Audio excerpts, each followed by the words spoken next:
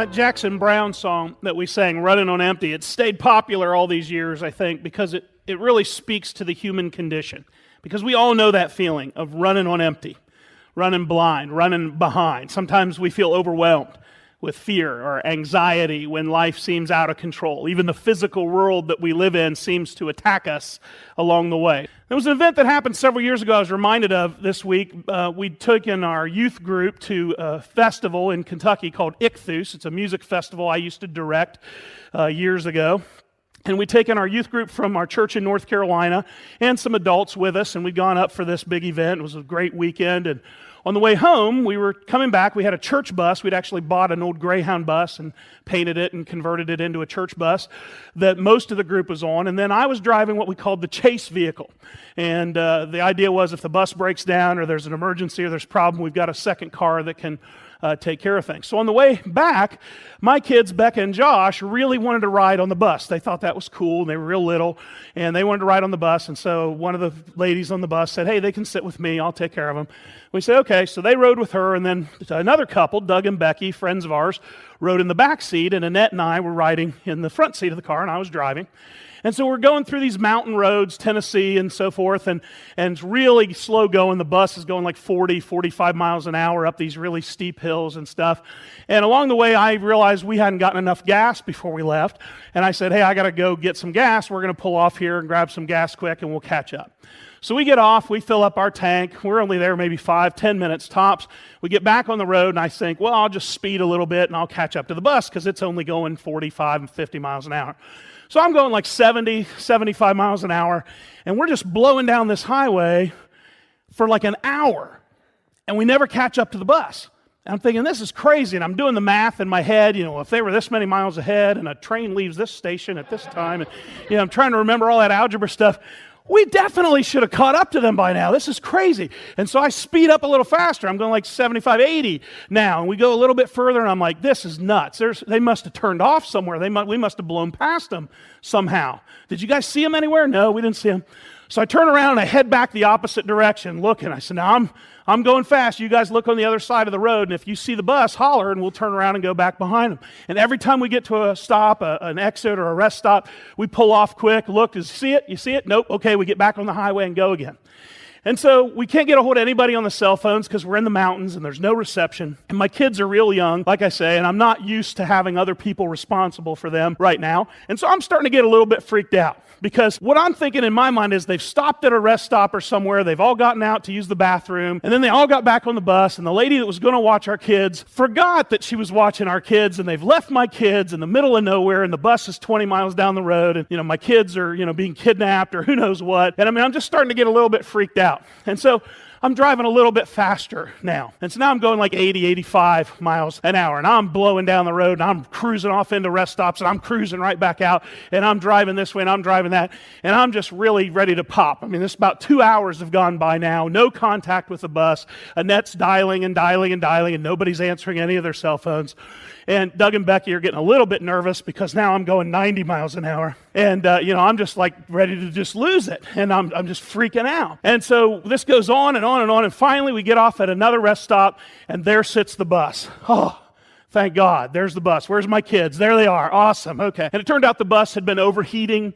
And so they had been getting off at every single exit and letting the bus cool down. And then they'd get back on and drive until they'd hit the next exit, and the bus was overheating again.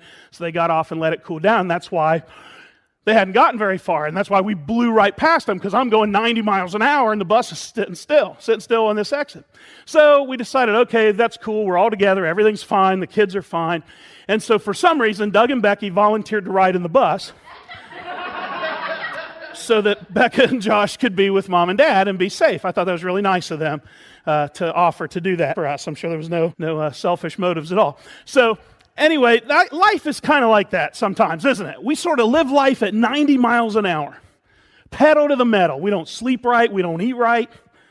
We don't take time for relaxation or rejuvenation. We feel like we're pursuing something important: wealth, retirement, a happy marriage, a satisfying career, fame, recognition, love, vindication, revenge. Whatever it is, we feel like we're pursuing it. We're trying to catch up with it. It's important, but we're running behind. And I bet you feel that way sometimes. What are you pursuing in life? Sometimes we don't know exactly what it is. And we don't even know what it looks like. In fact, we're not even 100% sure that we'll recognize it if we catch up to it. And if we're honest, we'll admit we suspect we may have already run right past it a long time ago. And we say, I'd love to stick around, but I'm running behind. I don't even know what I'm hoping to find. Life's kind of like that sometimes, isn't it? We just go and go and go and go until we run out of gas. And then, even then, we keep running on momentum, running on empty, always feeling like we're running behind. We look around for the friends that we used to turn to help pull us through those times, but then we look into their eyes, Jackson Brown says, and we can see that they're running on empty too. It seems to be a universal condition in our culture for sure. And so here's a question I want you to consider this morning. Like Bill Murray's character, do you feel sometimes like you are living in a Groundhog Day kind of existence? That no matter what you try to do, you always seem to get the same results, and they suck. Nothing seems to make any difference. At one point, you would have defined what you were living in as being in a rut. But now, if you're honest, you'd say it's worse than that. You would define your state of existence not as being in a rut, but running on empty. So let me ask you this. Just get real honest with yourself this morning. Do you ever feel like your worn-out body is housing an empty soul? Do you ever feel like you can't take another step? You can't face one more day? Do you ever find yourself dreading going to school? Dreading going to work? Dreading coming home? You ever find yourself facing a difficult situation or relationship? Do you ever feel like you're tied to the tyranny of the oughts and the shoulds and the have-tos? I ought to do this, I should do that, I have to do this tomorrow. Is that sort of the way you live each day, day to day? Every day you feel like you're so far behind that you'll never catch up. You feel like there's just no time to be you. No time to relax, no time to just chill, to veg, to enjoy life. Do you ever feel like you try to take one day at a time, but lately a whole bunch of days jumped you and beat you up all at once? When you came in this morning, we gave you a gas gauge that's on empty. And if you've ever felt that way, it's okay to admit it. Here's what I want to ask you to do. Be honest. Is that how you feel today? And if you've got that gas gauge and you feel that way today, would you do me a favor and just hold it up to say, I feel like I'm running on empty right now. Be brave. Be the first one, because I guarantee you there's a whole bunch of other people that feel the same way you do. Okay? Now here's the thing. Running on empty, running blind. I got some good news for you this morning. And I'm going to share with you some simple and practical, life-transforming steps that you can take to help move you toward a more satisfying and authentic relationship with other people. And if you do this, it's going to help take pressure off your shoulders. It's going to fill your soul back up with passion, purpose, energy, and direction for life. And so I'm going to challenge your thinking a little bit, because what I'm going to encourage you to do will seem counterproductive at first. It'll seem counterintuitive. But the first principle we want to wrap our minds around is this. Stuff in life doesn't matter. Stuff doesn't matter.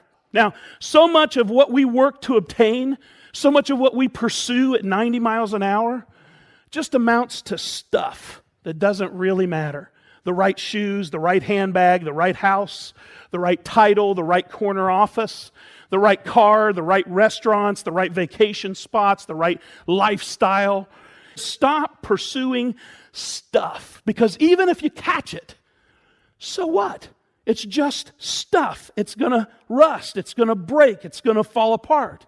And so you blow your whole fuel tank racing after this stuff that you're pursuing. You're not even sure what it is. You're not even sure if you'll recognize it when you get there. And you may have actually already blown right past it. You're not even sure. But if you do catch it, it won't fill up your tank. You'll still feel empty, because things and stuff have no power to restore your soul.